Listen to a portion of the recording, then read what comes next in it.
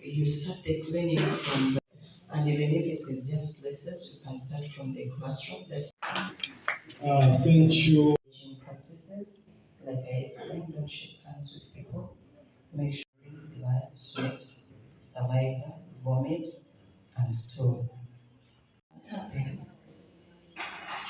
Schools via Venice. There are some schools which are enrolled and we don't know where they are. Very many schools have come up. If we have 740, we have CCT, it is a great. Because we are. The nation is. Because we are. The nation is. The nation is. Because we are. Is not licensed. There is an opportunity that has the education department. We are doing very well. Like you know that we have for the CCT at the same time. 2025. We are going to hold the Tamale meetings and we are going to organize the workshops and trainings. We tried to organize them and some people failed to be on board. Thank you so much. You can sit down. And get this case, must know who they are supposed to reporting system. You tell the learners if you realize and this person will have to report to this person. And also we have to have planned in order to develop an action plan. 0780 543 429 and this toll free is 080066.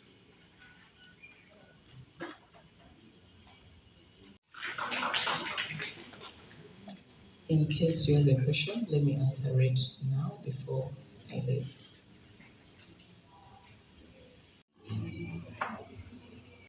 And this person will have to report to this person.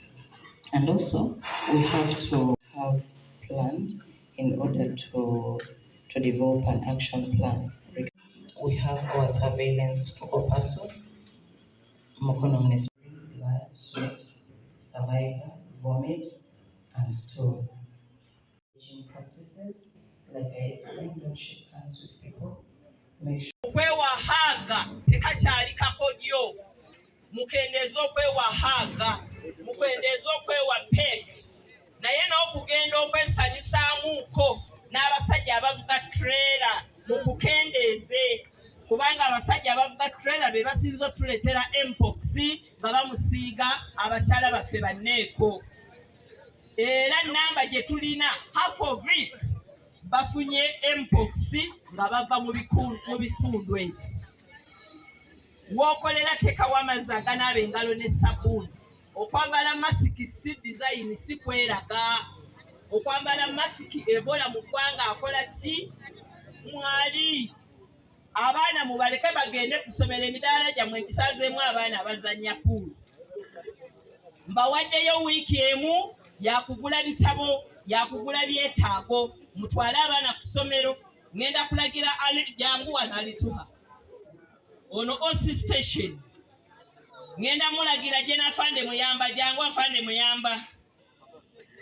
Jangu, atambuddemu. Opportunity n'okwogerako nammwe.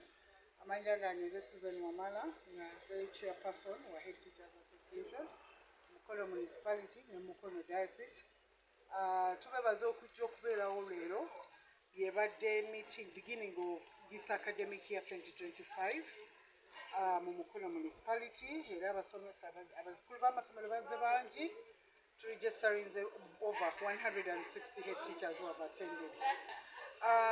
Okusinziira ku bigezo bya last year, I'm congratulating abannange twali 9th in the country, but still most of us were disappointed with the results.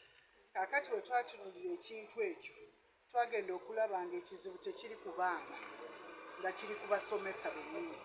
Abasomesa baffe bano nga beetaagamu obbateeka up to date, kubanga twawulirako nti bwe baagenda okumaakinga most of the responses ze baawa bo bennyini baali tebakola ki, tebazikkiriza.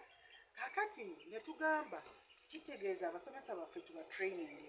Abasomesa baffe twagala obba traininga first of all okubawa ensomesa empya egenda mu new curriculum ng'eyigiriza omwana okulowooza kye tuyita critical thinking. Twagala tutunuulire nnyo values ne life skills, critical thinking, twagala creativity, twagala how children can interpret, how children can comprehend. Ebintu ebyo tubirabye nga biraakinga mu masomero gaffe. N'ekintu ekirala kye twalabye language barrier. Olw'okuba abaana bano tebategeera Luzungu, jjukira tebalwogera, ate si kujerega naye oyinza okwesanga n'abasomesa baffe tebabawa Luzungu olwo olukola ki olubayamba. N'olwekyo tutaddewo strategies nyingi. Esooka twagadde kuadvisinga mwaka guno tuyingidde nga tulina challenges, pandemics, tulina mpox, tulina ebola, tulina cholera, naye byonna tulabye ng'ekisookera ddala tulina okumaintaininga sanitation and hygiene, obuyonjo. Njagala okubasaba tuzeewo SOPs, tuzeewo okunaaba mu ngalo ku exits zaffe ne entry zaffe. Twagala okwebaza mu government schools, UNICEF yatuwa washing facilities, tuzizeewo. And even the inspectors who are coming to school, let the safety and the hygiene and the health of the children be a priority. And even the teachers, therefore, look for those SOPs. Let us reapply them. Ate babadde bagamba washing byonna naye committee zaffe ziddewo. Buli ssomero libeere ne committee ng'eyo health committee. It is headed by teacher in charge of health parade. Health parade twazirina ng'edda bakebedde enjala biki, but health parade is like, are you okay? Are you safe? Don't you feel malaria?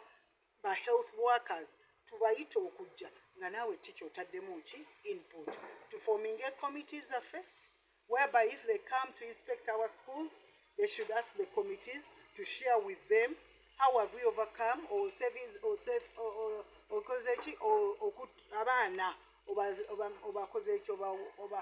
those diseases, and we shall work together. And ekisinga obukulu is awareness. Tutimbe, let us have a talking compound telling abaana how can we avoid monkeypox, okay? How to avoiding Ebola, and let us encourage abaana baffe to inform. Actually, bote bamanyi kigambo inform, bamanyi kigambo report.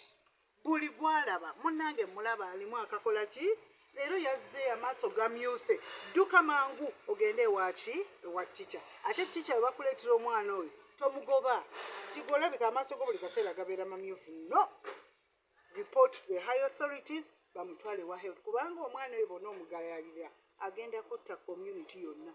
Kitegeeza abalala tebajja kusoma, naawe wennyini tojja kukola. N'olwekyo ekyo kikwate n'amaanyi. Na guno omwaka to emphasize besides academics, to emphasizing children safety and well-being n'ey'abasomesa. Mwebiri ne measles wadde on outbreak ya measles Mukono municipality nayo bagyogeddeko Mukono, we have an outbreak ya measles. So tubagambye SOPs bazikole ki baziyongeremu amaanyi. Tetwagala kulabanga tufuna abaana baffe balwala, era n'abasawo baba trainings, era ne ku Saturday bagenda kuddamu ba training ba senior man ne senior woman teacher n'abafumbi b'emmere ne ba gatekeeper n'abakola mu ssomero. We baba nga balina endwadde nejjanjabwa obutagisaasaanya.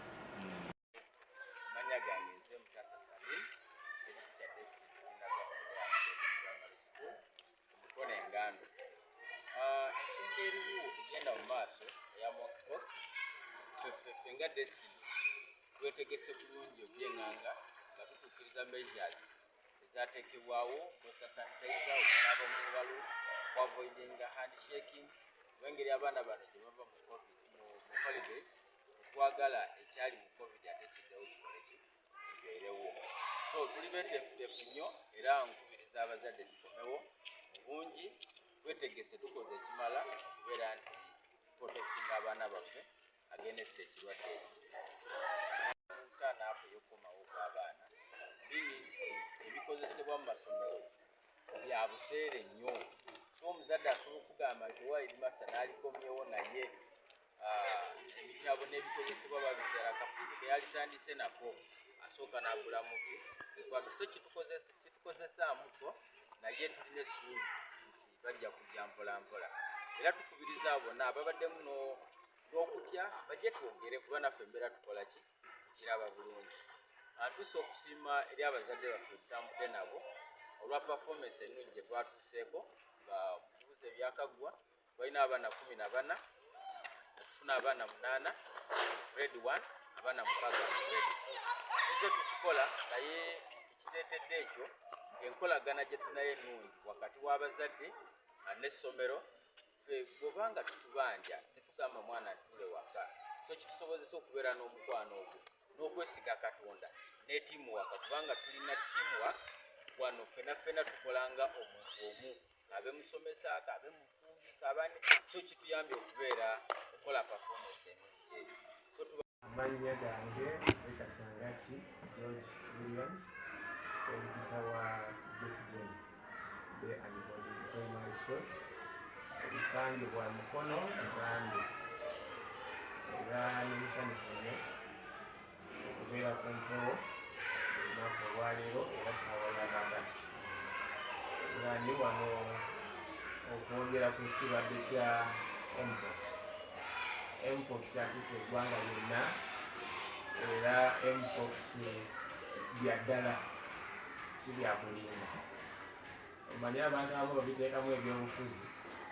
Twalina COVID-19 abantu batandika okwogera olw'okuba bateekateeka okulonda biki COVID natta abantu bangi. Mpox bulwadde bwa ddala era gyebuli, naye ffe nga aba Jesse James tuli sensitized kuba ku mikutu tubeerako n'abantu abamu twakyazaako n'abasawo abaatubuulira engeri gye kireetebwamu ekirwadde ekyo tukyewaze tutya. Era Jesse James tuli beetegefu okukyenganga, tekigenda tukosa. Abazadde muleete abaana nga muli bagumu, kuba byonna tubitegese okwenganga ekirwadde kya mpox. Obulwadde bujja era bwajja bwa mpox ne Ebola tuwulira bujja, wadde wano mu Mukono tetunabuuliramu cases tetunaziwulirako, naye ate naffe tulina okwetegeka. Yajja ng'olugambo ne COVID nga bwajja ng'olugambo kukakanagisa abantu, so naffe twetegese bulungi okulaba nti singa ekirwadde kiba kituuse mu kitundu kyaffe kino naddala mu ssomero tulaba nga engeri zitulwanyisaamu. N'olwekyo twataddewo okunaabira engalo gate nga okunaabira engalo, kulaba nti buli mwana at least wava wonna n'akwatakwata ku bintu asobola okukomawo n'anaaba, okwewala okukwatibwa endwadde mubanne wadde okuva ebweru. Tulina abaana badde tetumanya we wasula, tetumanya waabwe basobola okujja obulwadde, n'olwekyo tulina okwetangira era twetangira nnyo nnyo nnyo. N'amazzi gonna tutaddemu sanitizers, netuteekamu sabuuni oyo agaana obatta obuwuka obutambuza